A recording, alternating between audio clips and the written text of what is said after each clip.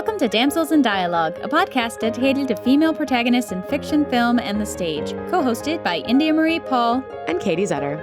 For our third season, we cover animation royalty as we discuss the female protagonists in the Disney Princess franchise and the impact they've had on women of all ages. This episode, we discuss a warrior who has been part of legend and folklore in China since the 5th century and became the penultimate movie of the Disney Renaissance, Mulan. Today, our second episode of Season 3 is all about Mulan. I am so excited to talk about her and looking up where she came from. It's going to be so much fun. So I want to start with kind of the history of Mulan. There's only 2 movies to discuss. We have Mulan and Mulan 2. They spent a lot of time on that title. And I mean, in their defense, most of them are like that. That's true. Yeah. I think almost all of them are like that. That is true. It was The Little Mermaid 2. There's Tarzan. It was all the Little 2. Mermaid beginning. Tarzan, everything. Everything is 2. Pocahontas 2. They were all Frozen 2. Yep. Oh, yeah, they didn't even to Frozen. Yeah. Great. Yeah, nope, they all are. So, nope, this is just Disney, guys. Love it. We'll start with the legend. We'll go into the making of it, the first movie, some response, and then we'll head to the last. So, talk about warrior princess. Oh, she's amazing. If you haven't watched Maiden Madness, go ahead and watch that from our first season because she was an amazing character to talk about. So we probably will hit a couple things that we discussed, but hopefully we'll for learn sure some new because she swept. Yeah, Maiden Madness. She was great. Swept. Yeah, Maiden Madness to the point where I was really upset with myself that I was like, I don't know who's gonna win. Oh, we both did. We both were like, who's the most heroic princess? I don't know. Oh, maybe the one who saved its entire country. I don't know.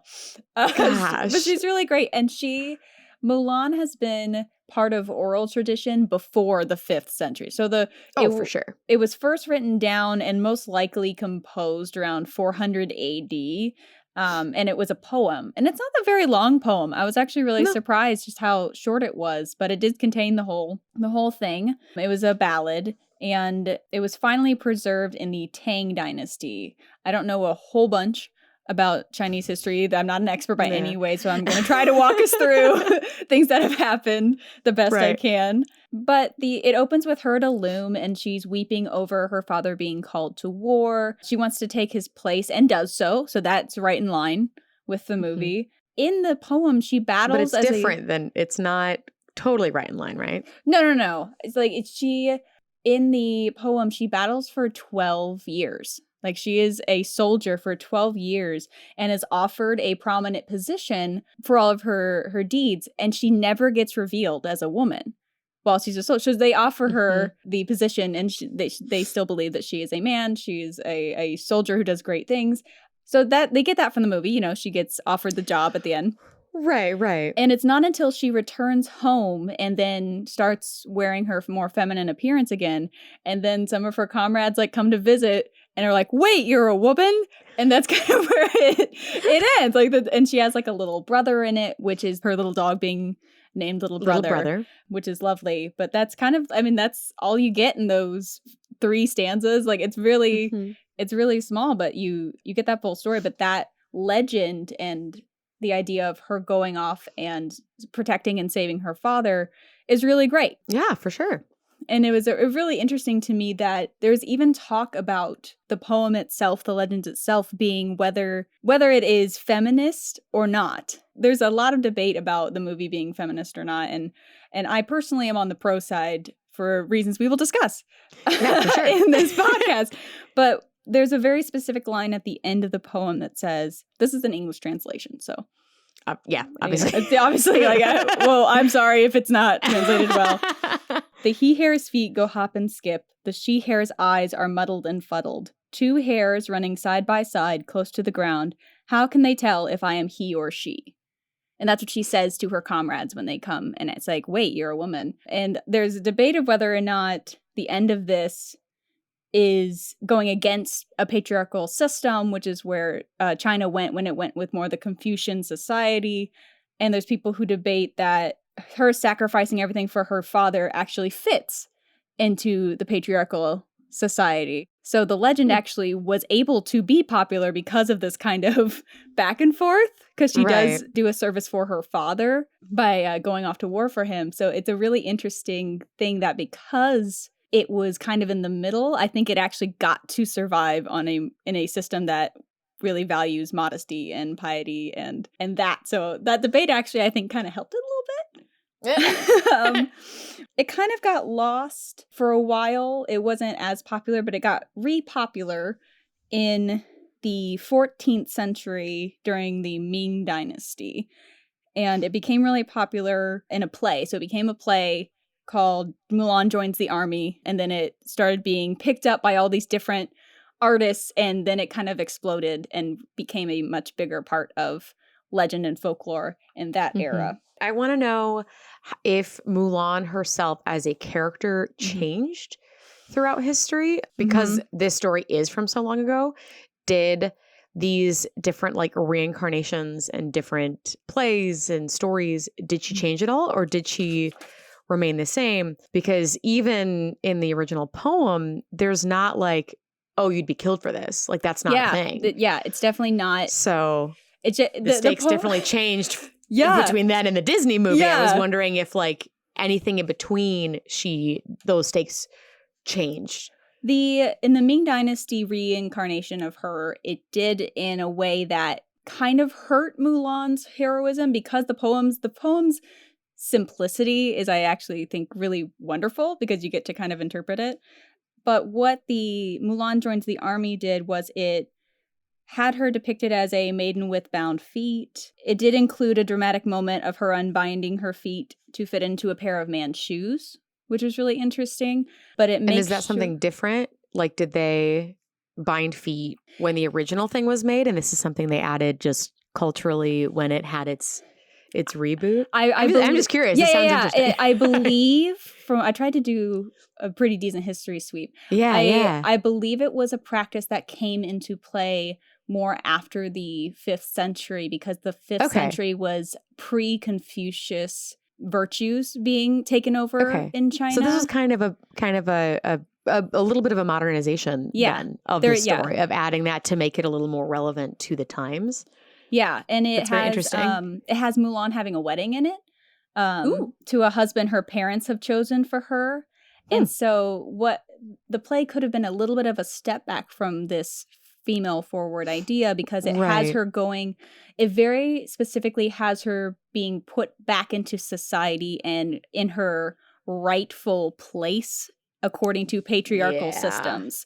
So what the play did, and probably why it was allowed to happen, is that it showed her doing this heroic thing for her dad, but then coming back and then fully like rebinding her feet, getting married to a guy that mom and dad chose, and going back into society's place for women by the end of the play. So it's a fleshing out of making her still fit within a conformity of society.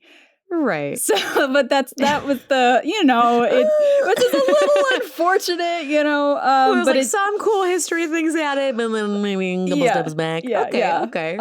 But this was also the era where people were convinced she was a real person. So after the play became really popular. There's been a couple times, I feel, right? Yes. Where people are convinced that she's real. It like waves back every once in a while. Yeah. So like that was the era. Rebirth of Mulan folklore inspired a lot of historians to be like, wait, she was real. And then there's all these different discussions about who she was and where she's from.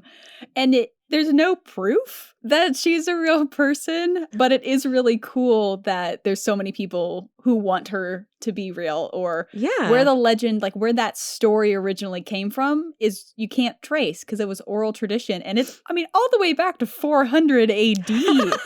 Very casual. It's amazing. Here we are in 2022 talking about her. So I think that's really cool. But that was kind of the rebirth. And then that's the version of Mulan that became the most popular. It came over to the US. It didn't come over until really 1976. And that was with a Maxine Hong Kingston's The Warrior Women Memoirs of a Girlhood Among Ghosts, which kind of brought in some more traditional Chinese history and stories. And it introduced Mulan and won a whole bunch of awards and honors. And then in the US, a whole bunch of like children's books started popping up of different versions of Mulan. So it wasn't until the 1970s that the US really found out who Mulan was. And then Disney was like, we're gonna do that. We're gonna do that. So it's from 400 AD to like the 14th century rebirth, and then all the way until 1976 when she shows up in the US in print is kind of how we trace her legend over. And it's a legend that even the voice actress for Mulan talked about knowing before she got asked to do this. And there was I watched the making of Mulan, which you can watch. Yes. I love those like 30-minute specials they had. I'm so disappointed. Small side tangent. I'm so, in the Disney Renaissance, there was, this is totally going on cutting room floor, but like, there was an era of they had shows and these little tidbits in between your regular scheduled TV show of behind the scenes features of how the movies are made. Yep. And I thought that was so freaking cool. Yeah. And they stopped doing it for these like big, and don't get me wrong, I love Frozen's thing. And Into the Unknown. Is cool. Yeah. But that's such more documentary style. And these short 20 to 30 minute clips that were made for TV was so much more accessible for kids. And it was so much more interesting to watch as a child and like got you more invested. I miss them dearly. I do too. And so sorry for that tangent, but like, come on. I love it because there's not a whole bunch if they haven't made a documentary, the making of nothing about it. It's really hard to find. So they've been like lifesavers for studying these things. Right. And it's so simple. It's so easy, but it's still very like factual and fun and interesting information. Yeah. Like I love them. I'm so disappointed that they don't keep making them. Yeah, and I mean, you got to see it. The making of Mulan was led by the voice actress who plays Mulan, Ming-Na Wen, and she kind of hosted it, so which was really cool. And awesome. Yeah, that's what we want. It was a lot of fun, and you get to see her enjoy. Like it was nice to. I was thinking of the Hercules Surfers one that you had talked about. How Meg didn't was hardly in it, or and that I love that she was kind of at the lead of it. But Mulan isn't the only like warrior woman. There's a lot of really cool historic women who were real and not just fiction. Oh, like for sure. It's amazing. So I definitely recommend. Yeah, I definitely recommend looking that up because if you enjoy Mulan at all, it is really cool. There's one empress who was a concubine who then like became the sole ruler for a while. Changed the name to her last. Like it was amazing. Yes. I'm like, get it. So there's a pirate queen. There's great stuff. But Mulan has lasted for so long because I think so many people admire what she did and the sacrifice that she made. Yeah. So I was really happy that Disney did this film, and it was in 1998 is when it was released. And Barry Cook and Tony Bancroft were the directors of it. You did have a female producer, which was really great. It was Pam Coates. I do have a very probably disappointing answer that because I'm going to ask a question and then we'll probably have a disappointing answer. Was there anybody of Chinese descent on the film? There was of the creative team. Yes, of like the writers and the directors and all of that. I know Disney has gotten better about it because they have now started actually like going to the places and yes, they did go to China, do the films. How did this fare? I'm trying to remember if there was like one writer because I don't. Or was there influence from? Was this like a Nani situation where like the actor who played Nani and David, like those two actors, kind of like helped bring in the actual culture of Hawaii? Was there a similar situation here?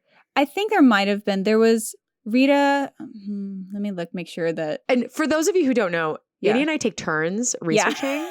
So that it's not like all in one person, or so that we don't come to the table with like the same facts. So we take turns researching things. So that's why you'll often hear us kind of go back and forth and like be asking each other questions because we take turns researching. Yeah, so it's fun to have that. Yeah. There was one of the screenwriters was American born but had Chinese parents. Okay. So we did have that. The directors were white men. Unsurprised.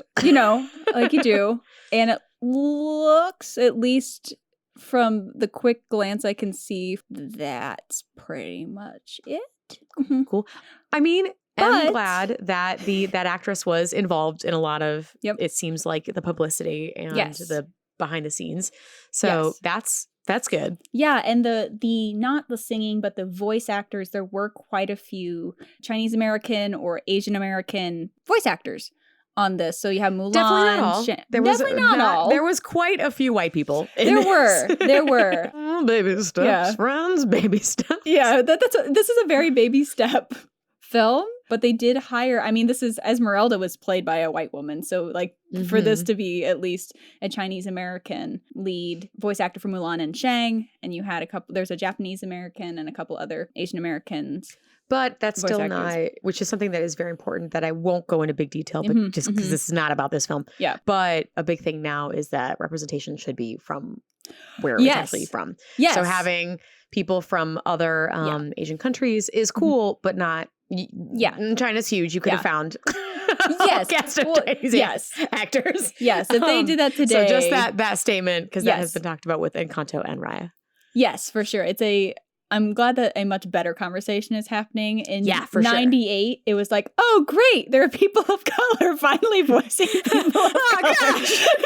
Bar on the floor. Yeah. It was a step, at least, that happened. For sure. Of course, the music and lyrics were a whole bunch of white men. You had a team that had a blind date of a combination was David Zappel and Matthew Wilder for this. And then there was some drama with the composer who didn't really want to work with them. So that's fun, like behind the scenes stuff. But Mulan was actually animated. The supervising animator was Mark Hen, and he had worked on Jasmine and a whole bunch of a lot of, I think Belle too, like a lot of the Disney princesses before. So he was brought in to do that. It was done. Something I do like about the old drawn things, now that you bring up like Jasmine and everybody, or everybody, Jasmine and Mulan, I do appreciate that it took the animators a long time in these modern movies to really grasp cultural facial features that weren't just white based. Yeah. And I do appreciate that these animators of the Renaissance with just hand drawing. Yes. Granted, I'm a white person, so I don't totally know, but you can tell from their designs that they are not white. Like, yes. Like not just by the color of their skin, but like their eyes are totally different. Their noses, their facial features were very obviously not white. And I did appreciate that as opposed to some of the early modern stuff where it's like, they just changed their skin color. Yeah. Yeah, they could not do anything else. The whole creative team did take a nice long trip to China to try and like take in a lot of the culture and the history and the architecture. Something that I think was interesting with the art of this is that the backgrounds, if you notice, are very simplistic, and that is purposeful because they wanted the characters to be the highlight of each scene. Forefront. But if you take the characters out, like they are beautiful backgrounds, but they are very simple. Yeah. And so it's a really interesting style. And the opening credits are done just by doing rice paper and ink. Oh, it's beautiful. Very cool. Reflection was going specifically with Mulan and the development. Reflection was actually the first song that the team wrote together. What an iconic song too. Like so many people can relate to that song. Like in so many different fashions. I adore it. That was really, really brilliant. I adore it. And re-listening, I was just like, oh, this is so like, who am I? Who do I want to be? Like it's an I want song, but it's also more of just like a figuring yourself out song because she doesn't know really what she wants, but she wants to be herself. That's kind of what makes it great. Yeah, it's a really interesting I want song. And what makes me mad is this wasn't what's his face from it was Eisner who was like, this song is too long, let's cut it in half. So the song is only half of and you get the full. It could have been. They've released the full with even Lea Salonga singing it, with Christina Aguilera singing it. And you can find, I'll probably post this at some point after this releases, the deleted storyboards of the last part of the song. Yes, it's beautiful. Yes. She's like on her horse, like flying through the air, and like her waistband thing like comes off. I'm just like, this is amazing. Like, how did we not get this like breath of joy. When will white men learn we want long ballads? Stop trying to cut the ballads. We wanted them so bad that Frozen 2 gave us 2 and we love them. Stop it. Stop cutting them. I was thinking of Frozen 2 when I was listening to the full version of Reflection. I'm like, Show Yourself is just this like this is what we want. This is what we crave now. Like, how did we not get that? How did we not get that in Reflection? Because it's not that long of a song.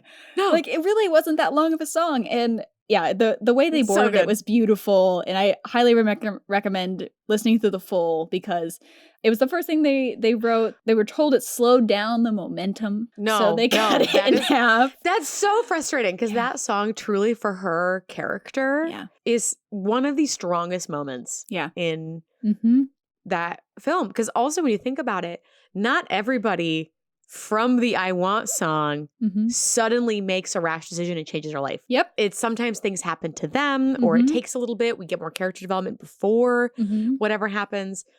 Mulan has her like life-changing song moment and makes a choice that does it. Yep. It's like so, immediately. It's so good. And there was drama about the music with the hair cutting scene too, because the original composer, Jerry Goldsmith, wrote using more traditional Chinese instruments underneath it. And they went, nah, we want synthesizers, and hired a completely different person. We want 90s pop. Exactly. Like it was like a minute of just a different person's rendition of this moment that ended up in the film. So you can listen to the original piece, but I'm like, what are you doing? Like, I don't understand. So yeah, so there's drama. No, bring the synthesizer into the Christina Aguilera version. Yep. Give it to her. Yep. Anyway. Yes. That is iconic. I love that was first though. Yeah. Like what an iconic start to Mulan as a character. Not speaking of Mulan as a character from like the history, but Mulan as she was built for this film. Like what a start. Yeah. And there wasn't a lot of the making of covered a lot, but it doesn't really deep dive into why they did the changes that they did from the legend. So it's for us to speculate, which is so fun. But what I will say is the supervising animator, Mark Hen, did say some beautiful things about what he loved about Mulan and what made her different from other characters he had animated, which was like all the princesses. Right. Was her sense of humor. And you get that this right away. And she is so relatable from moment one of the film. Like, I was taken aback having watched that and watching the film. Like, oh, she is just absolutely amazing. Like, she is a chaotic mess and so put together at the same time. Person. Like, I love it so much. Just a teenage girl. I absolutely adore her introduction. Writing stuff on her arm, tying she's like feet. Doing her chores, but like doing I'm doing quotations for those of you who can't see, obviously it's podcast. Let me narrate you what I'm doing right now. She's like tying stuff to the back of little brother and being like, I am doing my chores, mom. I'm like, come on. And that like banter with her mom. Yeah. That is probably not super traditional Chinese, but it is very it's very modern American banter with your family. Yes. I love that she also feels very different from Ariel, who we talked about last week, where she does feel very much like a teenager. But to me, she feels like right on the cusp of, like when you graduate high school and you're about to go off to college. Yeah. And you like almost have your life together, but you really don't have your life together. But you're not like sure what to do yet. Like, you're so close to being an adult. And I feel like that's the line she's walking. I agree. It's like she almost has it figured out, and it's so relatable. I 100% agree. That's why I was disappointed when she's written as 16 technically, canonically, and she feels so much like 18. Like 18. Yeah, she reads 18. Yeah, she feels like that, about to graduate, figure out what you're supposed to do with your life, who you're supposed to be. And still young. Yes. Yes. And one of my favorite moments of her introduction is when she has a second teacup already. Yes. That is one of I know I'm going to break it. I've done this. There's something so routine about the chaos that happens in the first that I adore it. And another aspect of her animation is that he purposely makes Mulan touch her hair a lot. because he saw the actress doing it while they were recording. So I love when they do that. Yes. I love when actors influence characters because I think it makes them so much more real. And you see that a lot, especially in these princesses. Mm-hmm. And I adore that. I think that makes her so much more self-conscious because it's hard to remember that she's self-conscious because of all the stuff she does. Yeah. But she goes in so very like Gryffindor blind, like we're just doing it. Without thought of consequences. That you forget that she is so self-conscious about wanting to be good for her family and everything. I think that's a brilliant touch. It's so good. And I noticed it rewatching it, and it really shows the insecurity, and it makes the famous hair cutting moment that much more impactful because she now no longer has it to hold when she is thrust into trying to be a soldier. Have that comfort. Yeah. So I really enjoyed that. And they brought in like martial artists to try and help them with all the stuff that they were doing and all of that. This is a fun fact. My first fun fact fully of the day is that there is actually a form of Tai Chi that is named for Mulan herself. And that is the kind of Tai Chi that her father is doing at the beginning when he injures his leg. I love that. That was my fun fact. I love that. Oh, and she has the highest body count of any Disney hero or villain because by calculation, there's roughly her body count. Is it when she does the avalanche? It's 3,994 is her body count because only 6 survive. Has she done? That was more than Atlantis. Atlantis was about 2,000. More than. I would love to know her compared to Marvel characters. Ooh. To like superheroes. Yeah. Because I would be very interested to see where she stacks up against them. Because she's right under 4K. That's where she's at. So like single, like almost in a single motion though. Which makes it almost more impressive.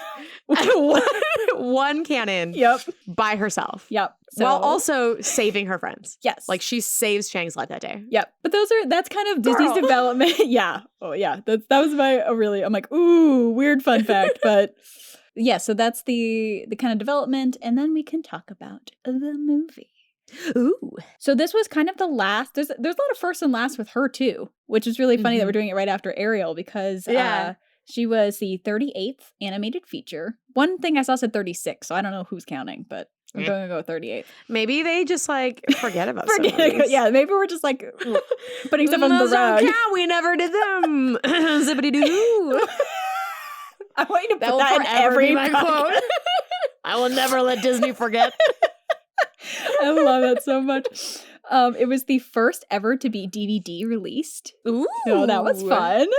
It was in 1999 was the release. Nice. Because back then it took like 1,000 years to even get. Yeah. It'd be like you'd watch the movie and like a year later the VHS would come out. Exactly. And it was the first Disney film to openly deal with warfare because it puts it in the plot. Like you see the consequences, and I love that about it. It was the last animated feature film to contain musical elements until Princess and the Frog. Because they did that because it was the gap of the princess lineup, if you will. They waited a long time before doing Tiana. Yeah, this was the last. They got rid of the musicals for a bit. Not ever, but just for that was a gap. Yeah, that was like a really huge little gap there. That's almost 10 years. It's a decade between those releases. And she is the first Disney princess to not have a kiss in her movie. And then the next one was, because the next ones were Merida didn't have it, Moana didn't have it, and Raya didn't have it. So there's a couple people who haven't, and we know Kiraka didn't. So there are people after who didn't as well, but she was the first. Kiraka does not count as a Disney princess. That's true. So if it's in the Disney princess franchise. Yeah, she's the first one to not have it, and she's the only of the princess group who didn't have who had a love interest and did not kiss them in the movie. Because the others didn't have love interests in their movie. So I think that was really kind of interesting. Because a lot of people credit Merida as like the first of all those things that Mulan had already done. Yeah. This was the also, last. I will say I don't need the kiss. Oh, I don't either. Shang my being God. uncomfortably adorable for the last 5 minutes of that film is all I need. It was That's so sweet. That's all I And the need. tackle, oh, so good. I loved it so much. No, I love that so much. Like, I'll take that over a kiss any day. Yes, I agree. And my final one is the last Disney animated feature film. This was the last Disney animated feature film with musical elements where some of the characters have speaking and singing parts done by different people. And this, the next time it happened was in Moana. There was like, I think her dad didn't sing for himself. Donny Osmond did Shang, and Lea Salonga did Mulan. So this was one of the last times where they were like, we can separate it. And after that, they tried to have everyone sing for themselves. I think that was smart because as far as changing that, because I think it's really nice to have those well-rounded actors. I mean, look at, we talked about Ariel last time, and you can tell. Yeah. It's just seamless because it's the same person. Yeah. And I mean, and Donny Osmond and Lea Salonga do a brilliant job, but... Oh, for sure. But for sure. They sound great. But you can find people who can do, like, there are people who have the talent to do both of those things. So. Yeah. We can, So that was the last one to do that. But I am curious, after rewatching Mulan, what hit you in a new way or what surprised you about the rewatch, do you think? So I watch this movie a couple times a year. Oh, yeah. I mean, why wouldn't you? I don't, I didn't really have, like... That's fair. Like a moment that I was like, wow, I had never thought about this way. Mm-hmm. There's only moments for me which don't have to do with Mulan. I think she's overall really, really solid as a character. Mm-hmm. There's just a couple of moments of, as I've gotten older, where I dislike Mushu more. Mushu, outside, if you remove him from the movie itself, all his little quotes and all his stuff is still hysterical and I love it. Yeah. But in the context of the movie, I get a little frustrated. Mm-hmm. And not even just because, not that Eddie Murphy doesn't do a great job and he's not hysterical, but I'm just like, I would like more Mulan, thank you, please. That's so funny you say that. So that's really it. Because I enjoy her a lot. I think it's still very relatable to girls. I think her story, I mean, granted, not everybody is like saving China. Yeah. But her journey of not knowing anything, but she doesn't know who she is. She doesn't know what she's going to do. She just knows she can't see her father die. Yep. And that's her just surviving and making sure, and then adding people to that list of the friends that she makes along the way of, okay, well, now you can't die. I'm also keeping you alive. Yep. It is such a beautiful stumbling into saving China with never with that intent. Yep. That I think is so, so cool. And just creating those bonds, I think is very relatable. I think it can be relatable to a lot of people of just, she went into that being like, I love my father. Yeah. No plan, no nothing. It's just, I can't do it. Like, I can't watch him do it. It's so interesting that you dislike Mushu more and more, because I rewatched it and went, wow, I really hate that this is her side, like, character. That she has a side character who, like, actively... In the first movie, not as much as the second, which we will get there, because I just hate him in the second movie, where he is so about what he needs that it never is ever about what is good for her. I like her horse better for her than they're looking out. Mushu. Yeah. And the cricket is just funny. The cricket's just like a so fun, sweet. Little moment that is great. We also see in this movie that we don't see as much, which is interesting because there's a couple of primarily POC princesses have multiple animal sidekicks. Yeah, I started noticing that too. And I find it really interesting that the more I was thinking about it, the sidekicks for princesses tend to be men. And that started bothering me a little bit more. Though I did tell my husband this, and his response was like, well, if it was a girl, everything would get solved right away. Thank you, sir, for making me feel a little better. But yeah, that's all. It's all men. And I think that's something that extra bothers me about this one being a man, because like, just because we just talked about her going off of Ariel, it's like, oh, he's like a sweet little boy fish. Yeah. I didn't mind. No. A lot of them I don't mind. Yeah. But this one, out of many of these sidekick characters, in like this era, you have Raja. Flick, you have Miko. Right. None of those feel like a cash grab. Eddie Murphy playing a dragon felt like we need him so that we can sell the movie. Is what that felt like to me, which I think is what also bothers me. Because it makes it feel less organic. And it's very specifically, it's similar to how Genie is Robin Williams, like Mushu is Eddie Murphy. I don't feel like it felt like his comedy bit was on the screen. It wasn't. It was. You could tell like he probably improvised a lot. It wasn't. You can tell it wasn't a written character that someone else could have done, maybe of Asian descent. That it was specifically Eddie Murphy. Was for Eddie Murphy. Is in the film. And once again, the memes that have come out of it, hilarious. Hysterical. Like it's very funny. Mushu's still really funny. He's still very selfish, so I still have a lot of problems with him as her help. In this, I was like, man, she can't catch a break. No. It's a little frustrating. And he doesn't seem to learn a whole lot. No, not during the film. But Mulan in this film, there's just so many things that I love about her. I love her selflessness. Like she literally doesn't even know what she's doing with herself. She just knows, I love my family. She loves her mom. She loves her grandmother. She loves her dad. You see that when her dad gives her something of, I believe her mother's, or that gives her the little comb, and everything. Like she's still she's very attached to all of her family. Obviously, she's a sweet spot for dad, but she does have a full family. She has parents and a grandmother that she cares about, and even when she messes up terribly, they still are like, I mean, they're annoyed with her. Don't get me wrong, they're not thrilled by how that turned out. But you can see they still love her, and the dad's devastation. When he collapses, seeing that she's gone, is just and her just fumbling through, trying to figure out who she is and finding herself while literally saving China. It's just so cool. And I think something too that I love about this movie is that you see her fall in love in different ways. You see her truly love her parents. You see her fall in love with her friends, and you see her fall in love with Shang in a way that really nobody else has fallen in love with their love interest, because she, first and foremost, like obviously he's a handsome man and she's a little thrown by that. With the shirt off and you got that little like peek out of the line. I was like, okay, very thrown, and there's a very relatable moments of her being flustered about it. But instead of her being, very, very romantically interested in him, she, over the course of like weeks and months, we can gather potentially from the film, she like really grows to respect him. And she doesn't save him because he's hot. Like she saves him because she's like, I love you. You're my friend. Like, I can't lose you.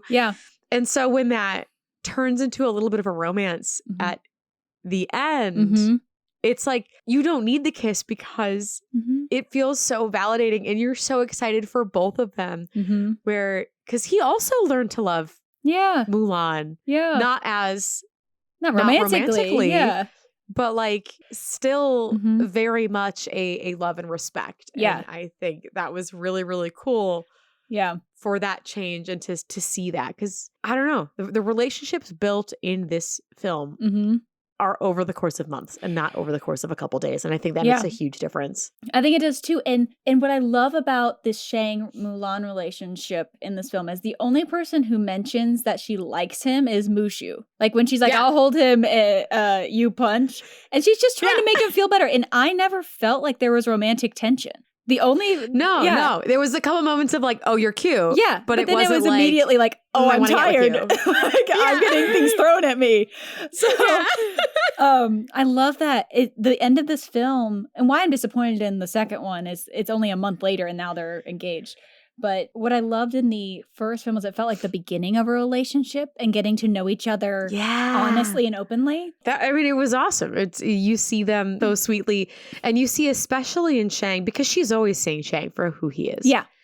Because he was never hiding himself, And so you really, the animators did a great job. Because you really see in his head the tables turn and him see her not as a different person, but as who she truly is.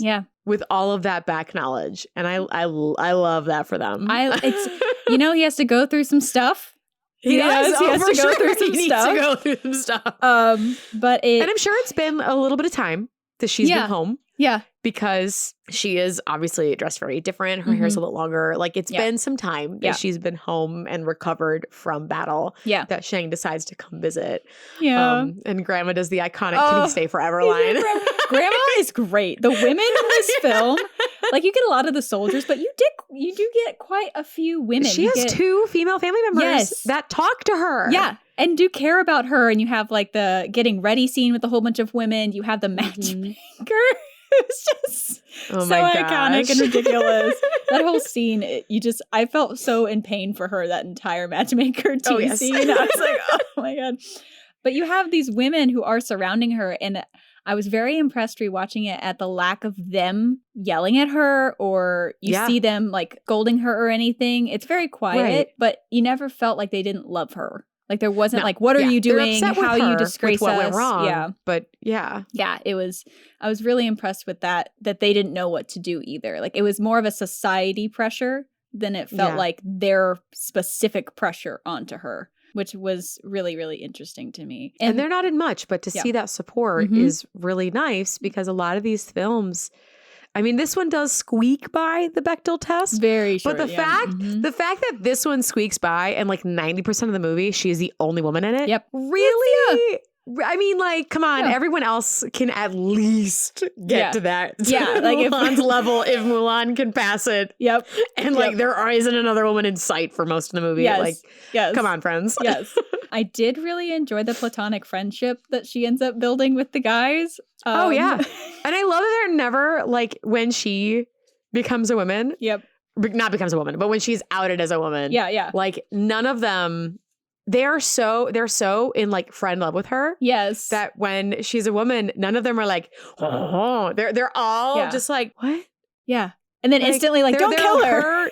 And worried about her. Yeah. And like, they're like, none of them are like interested in her, which I really loved, because that is such a nice platonic relationship that never stopped. Yeah. Like, yes. And you don't go through that with people. And you know. And when she shows up at the end after being outed and, disgraced and not killed, and then they're doing the battering ram, and she's like, guys, over here. And they're like, they just drop it instantly. Yeah. They're like, Mulan has a plan. We're going. Bat an eye. Yeah. Yeah. They immediately accept her. Yep. Immediately. Yep. And I really, really, I always enjoyed that scene. Yeah. I love that scene because it is so supportive of her. They don't question her. They just see their friend. Yep. And I know Shang has a little different because, I think he saw her in a little bit of a different light. I think he put her a little higher on a pedestal of how strong this warrior was and how impressive this warrior was. Yeah. And Mulan saved his life. So I think that's a lot for him to unpack. Yep. But these guys, instant. Not needed. Yeah. And you do think that Shang grew up in a military household. So there's also a very big shock. Lots of pressures for him. Yeah. Lots of pressures. And the idea of completely going against the law is something he has to deal with her. For sure. And him choosing not to kill her is a big deal as a soldier, and not following the law in that way. So his own personal honor seems to be above the law of the country too. So I thought that was really a big internal thing with Shang. And that moment of the guys jumping in to her to assist her is also big, because we don't often get to see side characters have huge growth moments. And this is massive because when one of the first big interactions with them is a song where they sing about the women they want. Yep. And Mulan really awkwardly, which they just read as a young boy trying to figure it out. Yeah. Because they all are much older than Mulan. Yeah. When they make these comments of how the women that they want, and she's like, well, what if she was like this? Trying to be a little more feminist. A little more. It's like, and they're like, nah. No.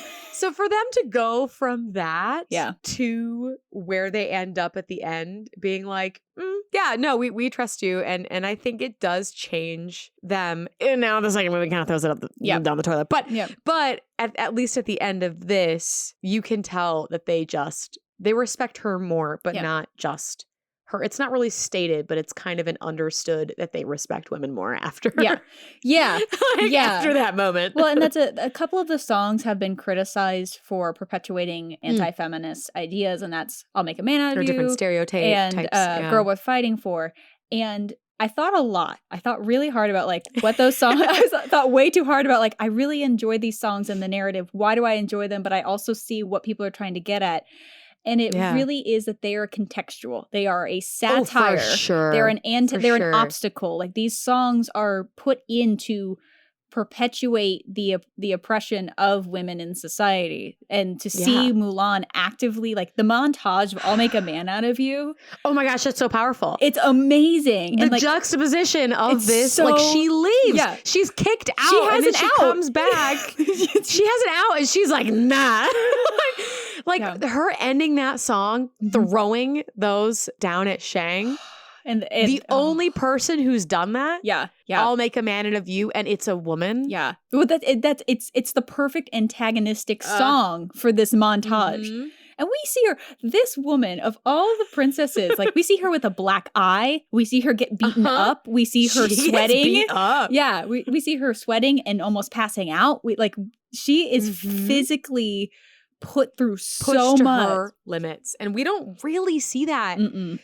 We see people push to physical limits, but none of them get those battle scars that she does. Yeah. And I think that's really cool. It's really cool. Not many of them get those wounds. Yeah. When I was watching her physically like wrap the thing around and like pull herself up and like slip, I'm like, oh my God, why is this hitting me so emotionally hard? Watching a cartoon character climb up a pole. Like it was really powerful after hearing this whole song playing, see her do that. And for her to choose, that's a moment that baffles me and is amazing. And why she's amazing is she has an out to not die. Like the only result of what's happening right now. Father is saved. She can go home. It is with dishonor. Yeah. So they would be dishonored, but nobody's dying. Yeah, she's alive. Her dad would be alive and they could move on through it. And she turns around and comes back. And it's just, it doesn't. Now I'm gonna show this guy. Yes, she does it twice because she screamed. Oh my God! She's given her life instead of killed, and instead of going home, they leave her in the middle of nowhere. So the fact that she's not worried about surviving in the snow is impressive. Yeah, the second time when they leave her for like, you're out because you're a woman, and we're saving you because I guess this is what you life for a life guy. Yeah. And she still chooses to go save and help them instead of go home. Like I love her. Yeah. I love her. She is so much stronger than I would ever be in that situation. Like, I'd be out. It makes sense that we are describing the reasons why we are so upset that we do not think of her as immediately sweeping maiden madness. Yeah. Yeah. It's because that is a flaw and a strength at the same time. It's of her choosing to come back. Yeah. It's amazing. And that's why she is so willfully strong. Like, not just physically, because obviously she had to become physically, but like, her will and her sense of honor and her heart. That's the big thing that they dive into the second film, but also from this film is like her heart and how strong it is. And it's really impressive. And I just love her so much the more I'm watching it. And the stakes are so much higher than any other film. Like, there's literal death at any moment. Yes. In this. And that is a difference that we did talk about in Maiden Madness. Well, something to her advantage is it's just the stakes are high. The stakes are higher than anything else. Yeah. A lot of people have high stakes in movies, but this is like the stakes are high on all accounts. Every second. Death at every second is death. Yeah. There's no winning. And not just for her, but for everyone. Yeah. There's no winning.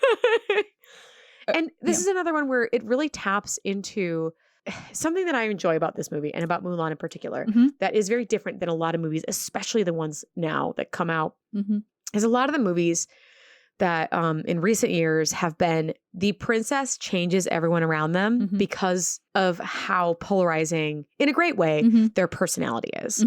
And they change everybody for the better just because you happen to be in their orbit. Yeah. And how that's very cool. I relate to Mulan more because she grows. She finds herself. And not only does everyone around her change because of her. Mhm. But she herself Mhm. finds herself, Mhm. and she does grow and discover that these little silly goofy things that she does to just like get through life at home Mhm. are not silly goofy things. Mhm. She defeats an army Yep. with her cleverness, Mhm. with her brain. She is so smart. how her mind works, her Mhm. street smarts, Mhm. her wisdom. Mhm. I mean, she is so much more clever and creative Mhm. than everyone around her. And what was thought as a weakness at the beginning of this film, Mhm. she realizes a strength. Yeah. And I just, Yeah. I love it. Well, that's it. With talking about her intellect, I was just amazed more and more because you start with her wrapping the chicken thing around little brother. Like that takes a creative mind. Because she's not book smart. No, she is not. She can't memorize She's trying to cheat, at all. You learn that yeah. immediately. She can't memorize this stuff. She can't keep this like book stuff in her head. Yep. But man, the way her brain works is amazing. And like, she grabs this last cannon and is like, I have an idea to save everyone but myself. Because she runs into she's not saving herself. Oh, she's running at the leader. And even then, the choice she makes is, okay, we're trying to get away, but like Shang, I need to get Shang away. Yeah. Like Shang is dying in this moment. Yep. It's just, like she's bleeding. Like her stealing the cannon and doing the avalanche, like she not only wants to kill the leader, but she wants to save the entire of her unit. And there's no way she went in thinking she would come out. There's just no way.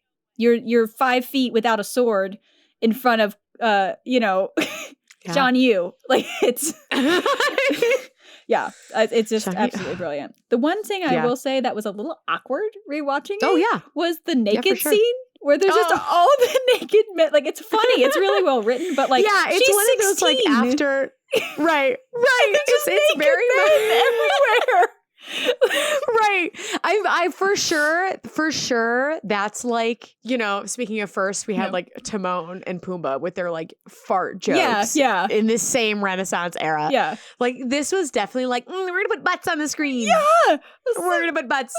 Because I think they did a great job of it in, which I know we won't talk about, but I think the live action, they did a great job about making that scene not feel uncomfortable and still be that like quirky, like, I don't know what's gonna happen. Yeah. Like, but not like gross uncomfortable. Yeah. Like just like, ooh, whereas this, I don't even know if it's gross. It's just like definitely butts are funny. Yeah. I was like, but the reality, if you think of the reality, it's like she's a naked 16-year-old in the water.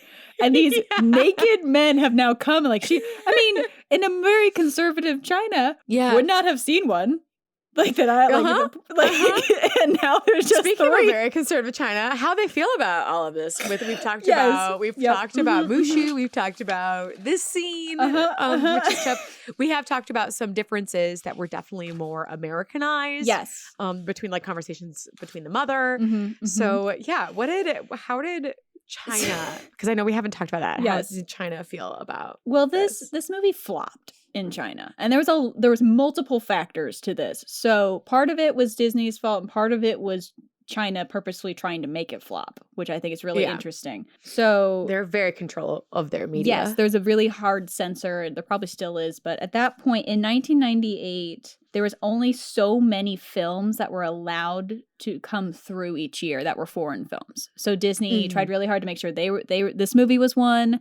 They had Jackie Chan actually saying, "I'll make a man out of you," in the Chinese version to try and like help put like one of their a star from China in it. And so there's only 10 foreign films were allowed to come into the country and be seen in the theaters that year. And they're still very censored. Yes. Like that's still very much a thing. Yes. In China. And Disney really wanted to do their best, but a lot of the main complaints was actually that Mulan was too foreign looking, that she looked too Americanized. Which I thought was really interesting. And like her disposition and her mannerissions. And that's true. Oh, for sure. That's very true. Sure. Like for that's, sure. That I 100% agree with that. And they some people thought that Disney's version had more in common with Xena Warrior Princess than with actual Mulan from folklore. Huh. So that was a quote from I was like, they may have a point. It's not wrong. And they thought that Mulan wasn't modest enough for the Confucian culture that China still has. in that way, like where modesty and humbleness, which is the point. Yeah. But that's, Right. something that made it not a really big fan, the country itself and the people itself watching it. Right. Because you can definitely read into the original poem and how they've done it in the past, where it was like she was more of a keep her head down. Yeah, exactly. Kind of woman to stay alive, as opposed to our sweet, outspoken, trying to figure out life. Telling the emperor, no, I don't want your job. Like, yeah. Yeah. So I do understand those things from their cultural point of view. Yeah. And the other thing that Disney did that affected them was there was a quote, and it says, "This is not a Chinese dragon. I can tell the people who designed the dragon are American." I mean, duh. Yeah. So that was the other. They didn't really like the talking dragon look, like the snake looking design. Like they didn't like that. That was chaotic and potentially mocking. Yeah.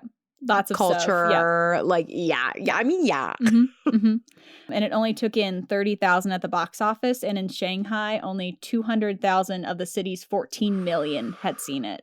So the thing that China did that helped it fail was the censors held the movie from releasing until after Chinese New Year of 1999, so that all the kids were back in school and all the local films had a chance to reign all the profits from the Chinese New Year break. So they put it purposefully in a really horrible spot after everyone had gone back to school and after the holidays, to try and make sure that it was off to a bad start. So that helped it fail. And then the Americanized version of a Chinese heroine and the dragon helped it all flop. And killed it flop. So it was did not do well in China at all. Yeah. I mean, I don't super blame them. No, like I get it. It's definitely an Americanized version of it. I don't think they I think they did a decent job at not caricaturing a whole bunch compared to what Americans have done to Chinese characters. Yeah, in the Mushu past. was the absolute worst. Yeah. The absolute worst. Yeah. Yeah. And even though China itself didn't like it, I do think, and you see a lot of Asian Americans really it was a blend. Like it's definitely American, is really nice. Yeah, Americanized blend. Like the representation is still great. Yes. Yeah. No, I'm not still discrediting. No, I'm not saying you are. Yeah, I'm definitely not totally discrediting understand that China didn't like it. Yeah, it's not nearly as bad as why Greece didn't like. Oh gosh. Go to our Meg episode. Oh, that was tough. That was tough. Oh my gosh, I've never been more angry in my life researching that. But anyway. But Mulan was such a short, to the point poem that there wasn't a whole bunch that Disney could ruin necessarily. Like they hit a lot of the points other than when the reveal happened. Everything else was kind of in there, so there wasn't too much to like butcher of that. Right. So, it was just trying to build in the culture and then maybe making some weird choices. Yeah. Like Mushu. Yeah. The first movie I loved. I think I personally see her as a very wonderful female icon for seeing the obstacles laid in front of her and doing it not for the glory at all, or not even to be an icon, but just to do what she believed was right. And I think that's such a good distinction. And she does go, so here's an argument that people have. Yeah. People are upset that she goes back to her home. And that was like some of the, this isn't feminist people are saying, well, she goes back to her normal life after, instead of taking the job, or instead of like seeing any change at the end. Yeah. They're upset about I think that. there was change, because when she comes back at the end, she is dressed incredibly differently. I agree. And she is treated very differently.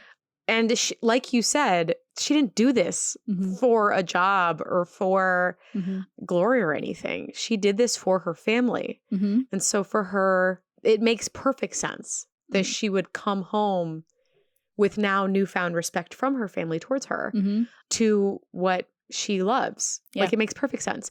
Do I believe that she didn't do anything interesting, or that if the emperor did need assistance on something that she just said no all the time? Absolutely not. Yeah. I totally believe that she would have like, oh, you need help with something?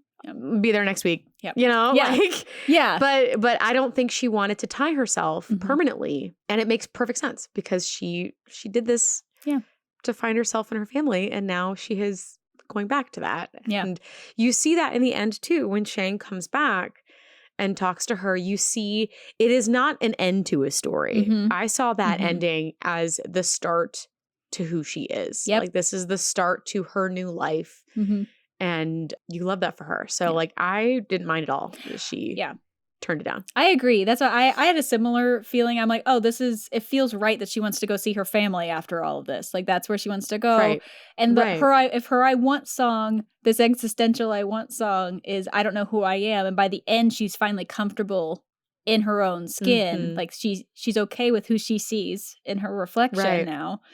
We don't know what she wants after that. Like that she Right. gets what she wants. And then I love that she comes back because you don't, and she's 16. So like also like Right.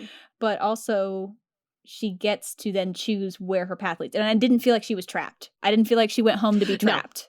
No, not at So- all. Not at all. They're thrilled to have her back. The conversation with her father is beautiful. Mhm. I don't know. I really enjoy it. Yeah. And speaking of what happens next, we have gosh. Mulan 2. There's some parts of Mulan 2 that are really funny and really interesting. Yeah. But it's definitely unlike some of the other things we Mhm. talked about. Mhm. I think this is more along the lines of like the Tarzan Atlantis Yes. stuff, Yes. where it is not the more iconic Mhm. straight to DVD Yeah.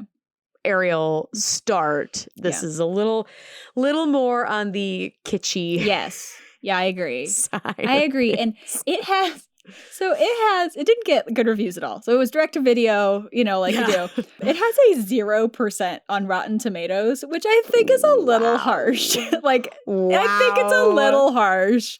Because There's there's a fun song in there. yeah, there's some fun stuff. Like I do think Mulan is herself in it, but she's also not the plot. No, she's not in it. So Yes. it's like I think she is still herself, so they didn't like change her. right. For a quick overview, it's basically really about Mushu being worried about losing his pedestal. So you hate Mushu for the whole film, and then You have the three guys back. The three guys are friends back, come and back they fall in love. deal with three princesses, Yeah. which is really cute. And the princesses they both have their little moments together Yeah. to like change and Yeah. grow. Yeah, but Mulan, Which is like the cutest part of the whole film. It is, like, That's it. Like that moment is really fun. Yeah. Of them traveling, yes, and then everything else is like, all right. yeah, like it starts with Mulan's whole role in it is to kind of be this wise. I enjoyed that she became someone that the girls came to when they started questioning, and that she did have a they look up to voice. her. Yeah, she did have a voice in like asking the emperor about like an arranged marriage. Like I feel like that's she's not really okay with that, and I did feel like she had the agency to say Right. that in the room, and that her and Shang are now engaged. And I love that they threw them a huge party like that. Like that was really sweet, and how they have different That's opinions. also something you don't super see. Yeah.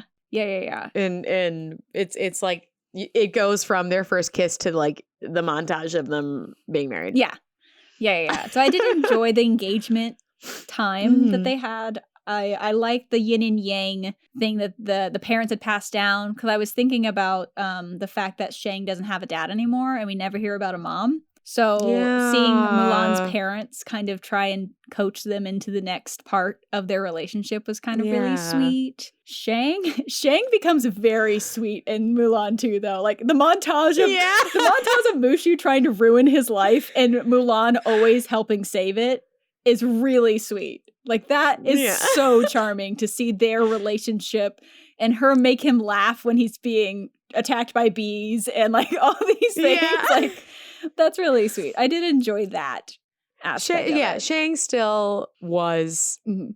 his like sweet, strong self. And it was kind of nice to see a little more of that. Yeah. That side of him, because you didn't see it until the end of Yeah. the first movie. So it was nice to see some of this like floundering. Yes. Because he is on the battlefield. Excellent. He can do no wrong. Yeah. That is what he was trained to do. That is what he's grown up to do. He has he is comfortable and confident. And so it's fun. It's fun to see those moments when he's not. Yeah. Yeah.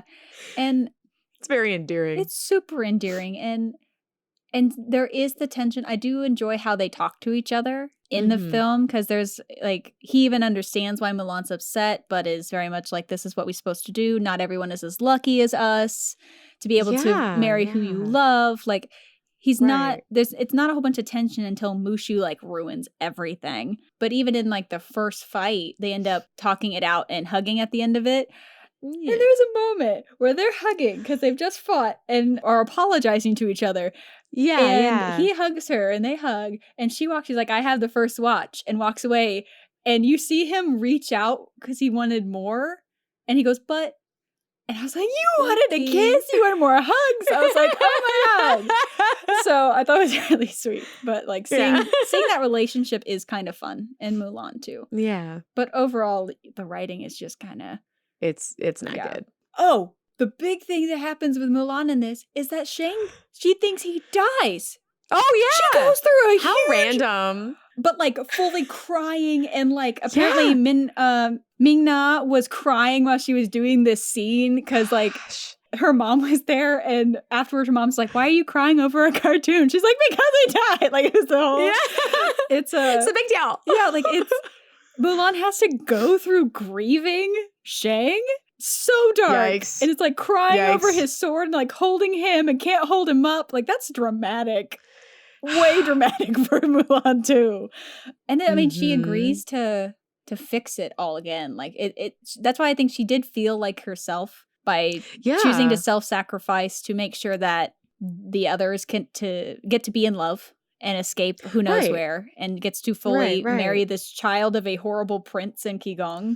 There was nothing, I think people didn't like Mulan 2 for a lot of reasons, but there definitely was, it was not culturally anywhere close to accurate. It was super kitschy. They got like all of the originals back other than Mushu. It's not as bad as people say, but it's definitely not the best they could do. I wanted more because if they actually had done a full movie of Mulan 2, I would have loved to see what they had crafted for her to want after all of that. Yeah. It would have been nice. It did feel like a beginning at the end of Mulan, I think. I don't even know if I need a full movie. Like, I would have loved a short. Like, of like how Tangled did, like, the Tangled Ever After. Like, how fun would it be to have just a sneak peek of what Shang and Mulan's life is? Yeah. You know, what is she doing with her creativity now while still obviously visiting and loving her family? Do they have kids? Yeah. Shang, I can't imagine, quit his military lifestyle entirely. Yep. You know, so I would love to know how, you know, where they found a place in the world where all of those things aligned. Yeah. I think that would have been really cool to see. Yeah.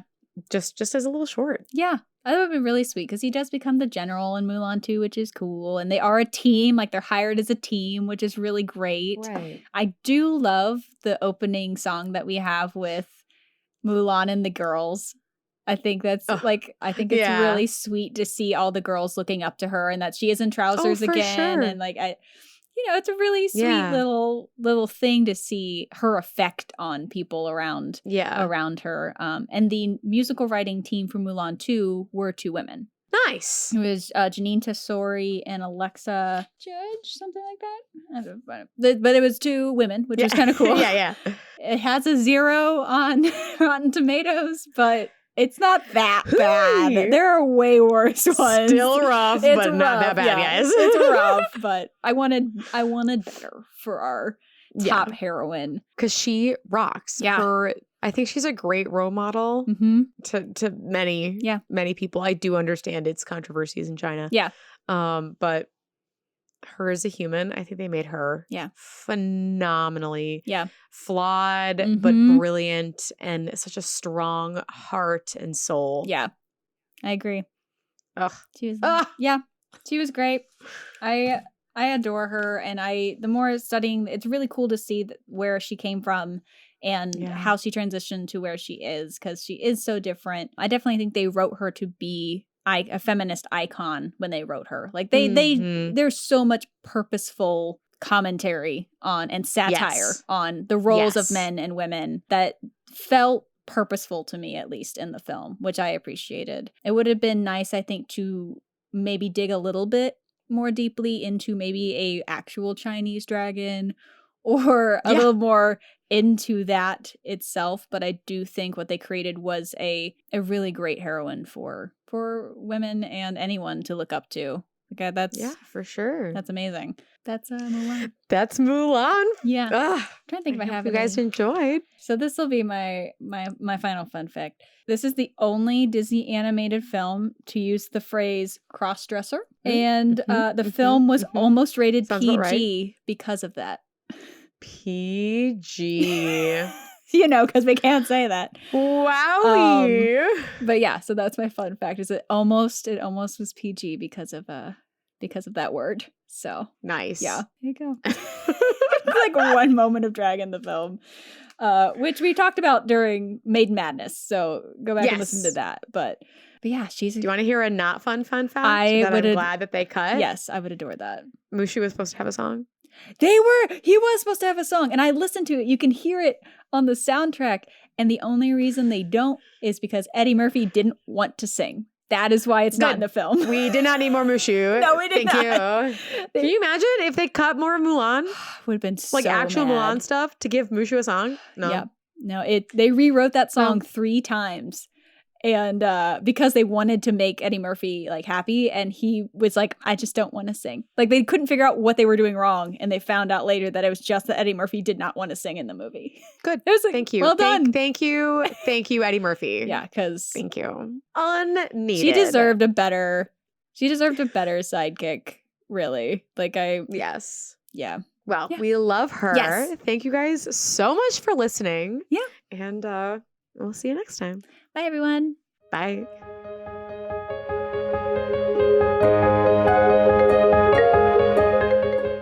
Thank you so much for joining us for this episode of Damsels in Dialogue. Tune in next week as we dive into the origins of the 2 sleepy women of the Disney princess franchise, Aurora and Snow White. If you've enjoyed what you heard today, you can help us reach even more listeners by subscribing to the podcast and leaving a rating or comment on Apple, Spotify, Google, or wherever you are listening. If you want to join us for even more discussions about Mulan or extra thoughts about any of our episodes, head over to our Patreon. There you can support the podcast and unlock an entire library of our exclusive after-hour video podcasts, with new episodes arriving each month. You can also unlock research notes, bloopers, and more. Follow us on social media and at our website on damselsindialogue.podbean.com. Until next time, this has been Damsels in Dialogue. Have a nice day. This podcast episode is sponsored by Royal Princess Parties, LLC, and is produced by Hello Out There Audio, part of Hello Out There Productions.